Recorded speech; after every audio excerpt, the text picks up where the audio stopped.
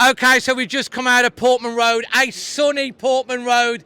Every single Wolves fan has got a sunny smile on their face right now. Yep. Come back from 1-0 down at half-time to win this game 2-1. We only really needed to draw, really, to win. For me, sorry Ipswich, and I like Ipswich, I like Ipswich fans, I like the club, proper club, but it's game over. It's game over. Thoughts, this man's also won the National. I am over the moon. 2 wins today. My wonderful Wolves who were really, really good all through. And then 10 quid each way at 33-1 is not bad, is it, Dave? No, absolutely. And we're out on the town later as well. Crafty. Gaffer, how you feeling, mate? Look at this beautiful smile on his face. I'm ecstatic. I love my team to survive and win and play in the Premier League next year, and do better. That's what we want to do now. But I really enjoyed, especially second half. What a performance. Absolutely fantastic. Every player on that pitch for Wolves today gave everything second half, and a bit more, I think. And a bit more. Now, look, the story of the game, right, okay. I said before the game, the first 15 minutes was absolutely crucial because Ipswich got a really good win in midweek away at Bournemouth. That was going to give their players, their fans, the club a lift. They knew they were 9 points behind. They knew if they won this game, it's 6. It still would have been an ask, but it would have put them within striking distance. And so we conceded after 16 minutes. It was a knockdown. It was checked for VAR. The Wolves fans, as usual, even though the goal was against us, were singing about VAR. The Ipswich fans clapped back. I think they appreciated that. Then they clapped a lot louder because it was allowed. And then after that, pretty much it was one-way traffic for the rest of the game. The second half, if you look at the stats for the second half, there was like a slope on the pitch. If you look on the BBC stats, there's loads of Wolves pressure and opportunities, a little bit of Ipswich, and like we hit the bar, the goal was coming, eventually we got it. It's Sarabia, the substitutions made a difference, didn't they? It's class and it's permanent classes. Yeah. Form's variable, but class is permanent. Absolutely, and he took it well, and he finished it off. And the tide had turned, and it was just a sea of Wolves attacks, and Ipswich were holding on. And I've just been talking to a couple of their fans, and they were a little disappointed that once they got in front, they didn't show more going forward after that. But look, from us, we're going to talk more about the game. We do want to wish Ipswich fans all the best. You will go back down now, I'm pretty sure most of you know. You'll sell the lot for 40-50 million, you back the money, you've got a good manager, you'll learn from it, hopefully you'll come back stronger because it's been a great away day. I mean, just go into the game a little bit more, Craig. Yeah, Dave, I thought we were much, much better than them. But, going 1-0 down, and you think about points gap going from 12 to 6, and the nerves start to play. But the lads were magnificent today. They rose to it. They never gave in.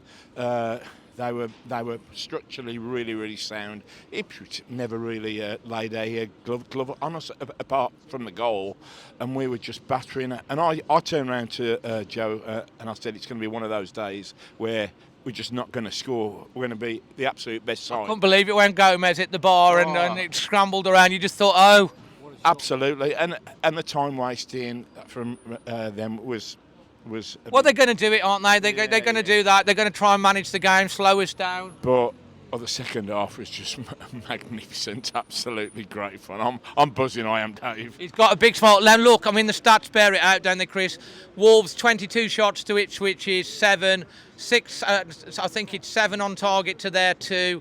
I don't think many Ipswich fans can come on here and say that overall we didn't deserve it today. No, I think they had 2 shots at Bournemouth and scored twice, didn't they? Law of averages catch up with you in the end. But I thought what a fantastic performance, and we've got a proper manager now as well. And he wasn't even on the sideline to do the O-Late, but the players did it at the end. But he's organising it. He tells them where to play and at what formations and stuff, and he's got it right, hasn't he? Yeah. We've got 6 points this week. Yeah, is it 3 wins in a row now? I don't know. No. Yeah, well, we beat Bournemouth in the cup, didn't we? And I think Ipswich have got a record which they're not going to be happening. 6 or 7 successive league defeats in a row in their history. I don't think that's happened before. I'm going to go to you first, mate. Yeah. Your Leamore Windows man of the match. Well, I don't really have to think about this because Joe Gomez was 10 out of 10. Everybody, he was perfection himself today. that shot that hit the post would have made it a bar, was it? Was it the bar? Or it might have been the post, I don't know. That'd have been 11 out of 10, wouldn't it? Yeah. Because he was just brilliant. He's been like that for weeks, hasn't he? But today was the best ever. Absolutely fantastic. You're supported by Andre in midfield. Andre, great, tenacious. Is there a better centre midfield in the Premier League? Well, hopefully we'll find out next year because, we're going to stay up and we can go forward. Your Leamore Windows man of the match? He's absolutely spot on. He's here, there. He's everywhere. He was just mercurial, I think is a word, and his balance and his gravity just outstanding. Having two or three players around him, and he just moves and he's out of it. He was just brilliant today. He was stunning, really was. Stunning. Fox at Shipley performance rating, Craig? I've got to say 8.5 out of 10. An 8.5. What about you? I'm giving it 9. It's a 9. Yeah. I mean, we were absolutely brilliant in second half. We weren't that bad first half, really, but I think we did a plan. We had a game plan. You can't play like that for 90, 100 minutes, can you, really? So I think he said, right, go out there and we'll turn it on now and crank it up again, and we go for it, and we did. Fantastic. Parkside dental care moment that made you smile today? Oh, I think it's got to be Sarabia's goal, hasn't it? Because that was the impetus that started. And the lad gets some stick, but he was there, he put it in. What were you saying before? He's got class, and he has class moments. He's not the greatest athlete, is he? But he's got something special. Absolutely, something special. Your Parkside dental care moment that made you smile? Yeah, there were two young girls down the front, opposition fans, giving it real large to us when they went 1-0 up. But they sort of shut their mouths when it was 1-1, and they died when it was 2-1, and that made me laugh. It made you laugh? Yeah. Made you laugh. Am I right in thinking that Sarabia made the second goal as well? I'm not sure, possibly. The second goal was checked for a long time from VAR. Larson, he laid it on a plate. Yeah, he got it in. And Larson, mate, since you've the thing, he's like, listen, his dad sent it, talk, and he scored 4 in 3. Yeah. Absolutely fantastic. Now look, before I get onto mine, the only thing the downer on this today was at the front where we were. Obviously, there was a bit of issues. The stewards were probably trying to do their job, getting people to sit down. It caused a lot of frustration and it boiled over. I've been to a lot of away games this year. I've never seen it so bad. There's some nice ones in there, but it just got very, very heavy-handed and it just caused issues, and it seems that we don't want to see. I will put the video up at some point on the channel so you can judge for yourself, but that was the only thing that soured it. Can I add to that as well? I don't know if you saw it at the end of the match after the final whistle. There was something going on with Totti Gomez from the crowd. He went over to them and they were really baiting him with something. Who were? The Ipswich fans. I didn't notice. I don't know whether it was racial, I don't know, but Fran Larson actually went to the referee and he pointed to it to tell him what was going on. I don't know, and if you're an Ipswich fan watching this, obviously we don't know, and that, as I say, all the Ipswich fans that I've met have been absolutely great. I know they're going to be disappointed because of today. They had the lead and they're going down, but as I say, it created a good atmosphere, so I hope that's not the case. My Fox at Shipley performance rating. Listen, we've come back from 1-0 down. We've won the game 2-1. We've been totally on top. We've deserved it, and I'm going to go with a 9 because we are staying up. Yeah, and I'm going to concur. I thought Andre was fantastic again, but Joe Gomez, new contract. We're going to be keeping him for see you guys, the nice Ipswich fans there.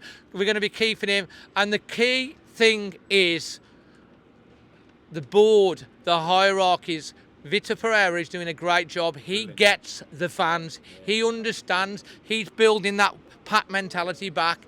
And if you listen to this man, back him, and strengthen the squad, keep that midfield like you say, the defence, do the right thing, bring in the right attacking options next year, we can have a real good season. Why not? Forest did it last year. We've seen it before, thinking, why not? We've got something here. We've got a spirit that's back. The players are smiling. Agbadoo.